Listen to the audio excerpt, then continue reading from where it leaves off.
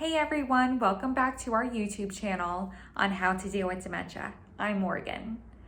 So last time we discussed safety in the outdoors, and today we're going to be discussing keeping our loved ones safe, but in the indoors. Whether it is in an assisted living facility, at their home, or yours, making sure you take the necessary precautions to keep your loved ones safe is key.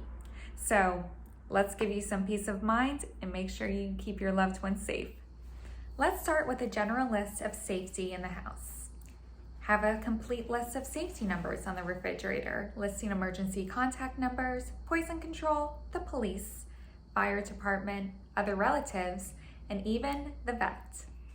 Safety-proof your house.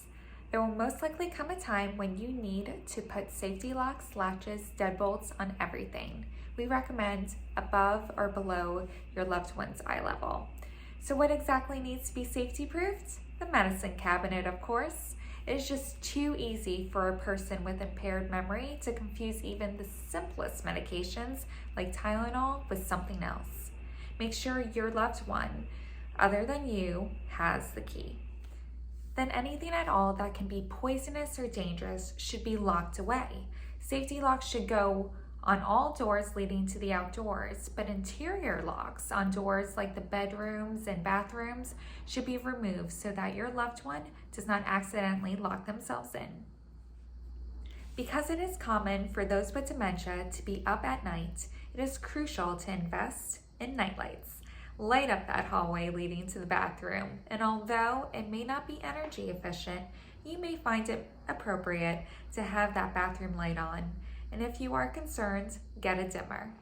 This may be obvious, but you should remove all guns and firearms or have them securely locked away. Carefully check for the slippery hazards like throw rugs and loose cords. Next, the mail could be really dangerous. First, your loved one's impulse control may be reduced and it may lead to unnecessary purchases. Secondly, the unsolicited mail should be thrown out. It may involve a scam. Avoid this and just throw it away. Same with emails. The scams are just rampant.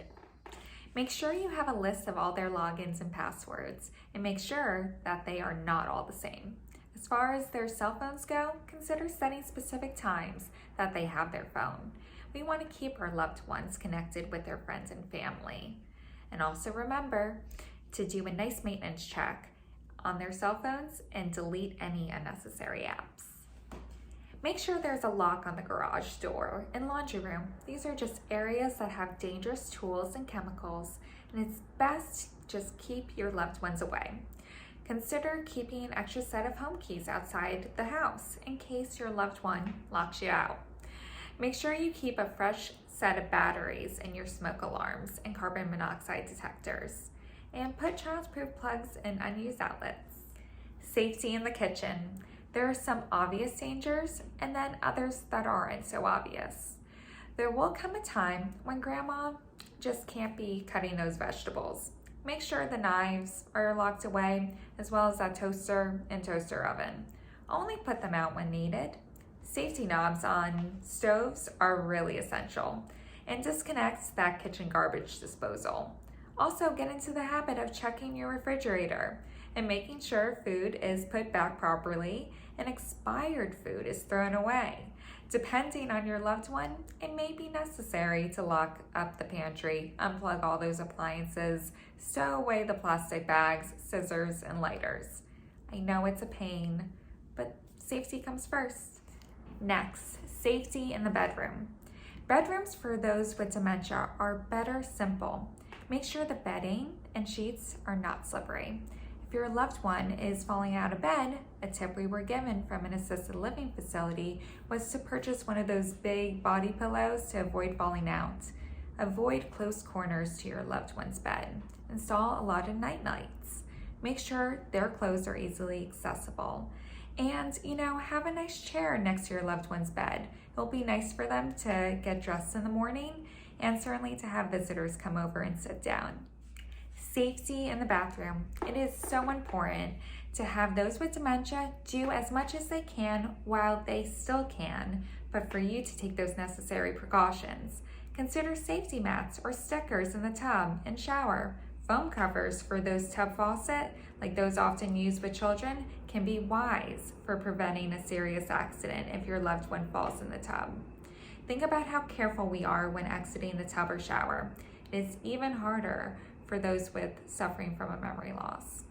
In order to avoid a dangerous and slippery situation, purchase those filled travel size bottles and break down those big shampoo, conditioner, and body wash bottles.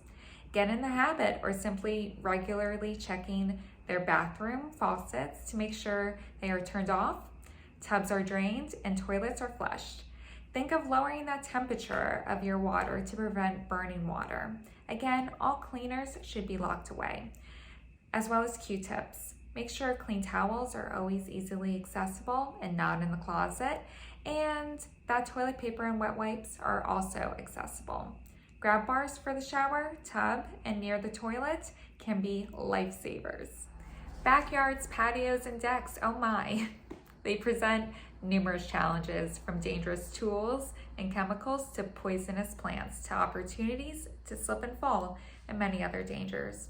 Just make sure you take the same precautions as you would inside your home in these areas. Dealing with your loved one and your animals adds another layer to safety concerns. You need to just make sure your dog or cat, its toys and food do not make an unsafe environment for your loved one. Similarly, you need to make sure that your loved one is not endangering your pets. My grandma, for example, was so big on giving table scraps to the dogs, but as her dementia advanced, she started to, give those dogs, chocolate and cookies. So we had to watch her like a hawk because these items were lethal. And it even came down to her squeezing her little chihuahua just a little too hard. Like everything else, carefully watch and immediately clean things up. And be on the lookout for ways to prevent dangers for both your pets and your loved one. The above are just some steps you can take. Your loved one might need even more. It is important to provide a safe environment while also giving them their independence. Yet, as dementia advances, you might consider even more drastic options, such as things like fluorescent tape to make things more easily seen, changing things like busy wallpaper, which can be confusing, locking away things even like shampoo, which could be ingested, getting things like raised toilet seats, installing a walk-in shower, and other things. The key is to regularly reassess the situation and keep your eyes open. Well, that certainly was a long one, but I have to give you some kudos for staying for the whole video. And, I really appreciate you taking the time and educating yourself on how to keep your loved ones safe in the indoors. So in the meantime, hit that like button, notification bell, and hit subscribe. We're not in this alone. See you next time.